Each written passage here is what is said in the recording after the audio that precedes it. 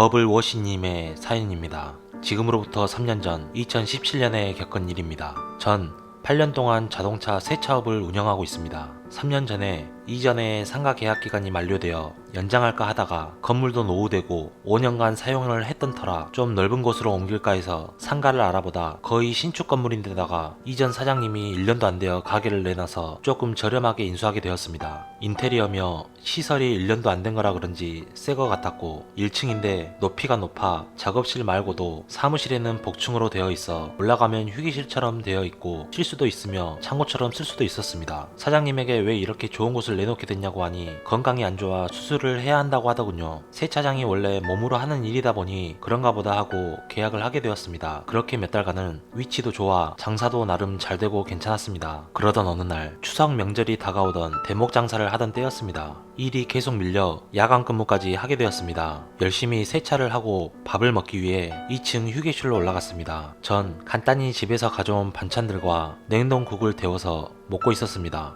그런데 1층에서 세차장에 가면 에어 부는 소리가 나는 겁니다. 딱히 직원도 없고 혼자서 일하는 곳이라 처음엔 손님이 안 나해서 내려가 보니 아무도 없었고 에어건은 바닥에 떨어져 있었습니다. 그래서 에어건이 바닥에 떨어지면서 손잡이가 눌려 그랬나 보다 하고 그냥 넘기게 되었고 전 마저 밥을 먹고 내려와 남은 세차를 하였습니다. 그러다 보니 어느덧 시간은 12시가 넘어가고 있었습니다. 하지만 제일 큰 자동차 광택이 한 대 남아 있었습니다. 당장 내일 차를 출고를 해줘야 다음 일도 할 수 있기 때문에 아무래도 새벽까지 해야 할 것 같았습니다. 세차 같은 경우는 1시간 남짓이면 한 대가 끝나지만 광택은 최소 6시간 이상 걸리는 작업이기에 어느 정도 하고 대충 눈 좀 붙였다가 다음날 오전에 마무리하고 출고해야겠다 생각하며 일을 어느 정도 마무리하였습니다. 그렇게 그냥 가게에서 눈 좀 붙이고 다음날 또 일을 하기 위해 1층에 문을 잠그고 복층으로 올라가 대충 세수하고 자려고 했습니다. 그때 시간이 새벽 3시가 넘어가고 있었습니다. 5시간만 자고 일어나서 일을 해야겠다 생각하며 알람을 맞추고 한참 잠이 들었을 무렵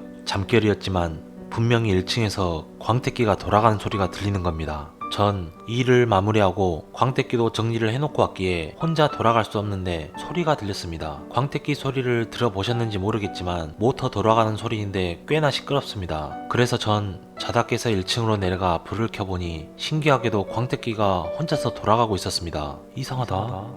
내가 분명히 꺼놓고 갔는데.